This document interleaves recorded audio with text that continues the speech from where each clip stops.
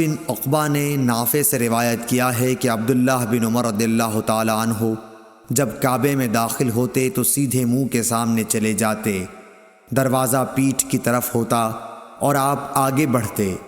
جب ان کے اور سامنے کی دیوار کا فاصلہ قریب 3 ہاتھ کے رہ جاتا تو نماز پڑھتے۔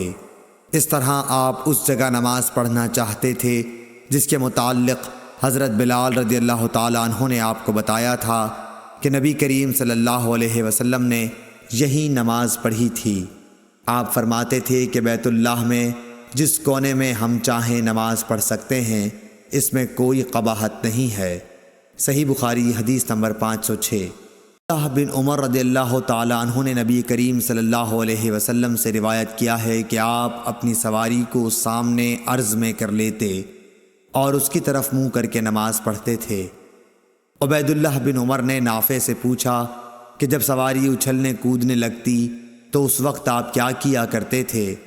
نافع نے کہا کہ آپ اس وقت کجاوے کو اپنے سامنے کر لیتے اور اس کے آخری حصے کی، جس پر سوار ٹیک لگاتا ہے، ایک کھڑی سی لکڑی کی طرف منہ کر کے نماز پڑھتے، اور عبداللہ بن عمر رضی اللہ تعالی عنہ بھی اسی طرح کیا کرتے تھے۔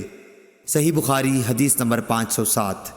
بن یزید نے حضرت عائشہ رضی اللہ تعالی عنہ سے روایت کیا ہے، آپ عائشہ رضی اللہ تعالی عنہ نے فرمایا، تم لوگوں نے ہم عورتوں کو کتوں اور گدھوں کے برابر بنا دیا، حالانکہ میں چارپائی پر لیٹی رہتی تھی اور نبی صلی اللہ علیہ وسلم تشریف لاتے اور چارپائی کے بیچ میں آ جاتے، یا چارپائی کو اپنے اور قبلے کے بیچ میں کر لیتے، پھر نماز پڑھتے۔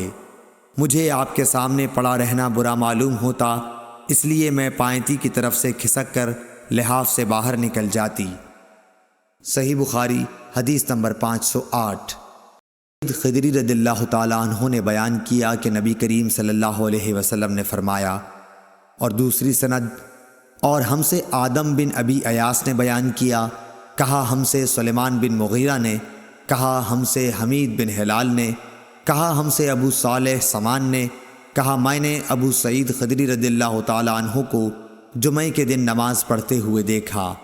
آپ کسی چیز کی طرف منہ کیے ہوئے لوگوں کے لیے اسے آڑ بنائے ہوئے تھے۔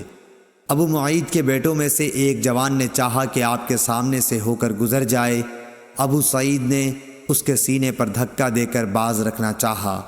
جوان نے چاروں طرف نظر دوڑائی لیکن کوئی راستہ سوائے سامنے سے گزرنے کے نہ ملا، اس لیے وہ پھر اسی طرف سے نکلنے کے لیے لوٹا۔ اب ابو سعید نے پہلے سے بھی زیادہ زور سے دھکا دیا۔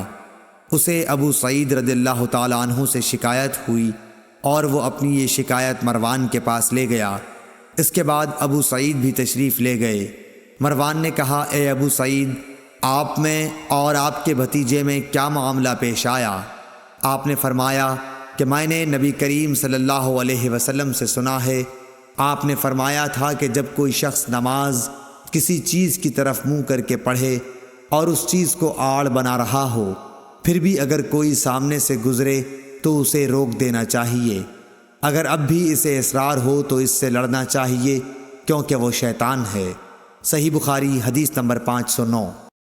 سعید کو زید بن خالد نے ابو جہیم عبداللہ انصاری رضی اللہ تعالی عنہ کی خدمت میں ان سے یہ بات پوچھنے کے لیے بھیجا کہ انہوں نے نماز پڑھنے والے کے سامنے سے گزرنے والے کے متعلق نبی کریم صلی اللہ علیہ وسلم سے کیا سنا ہے۔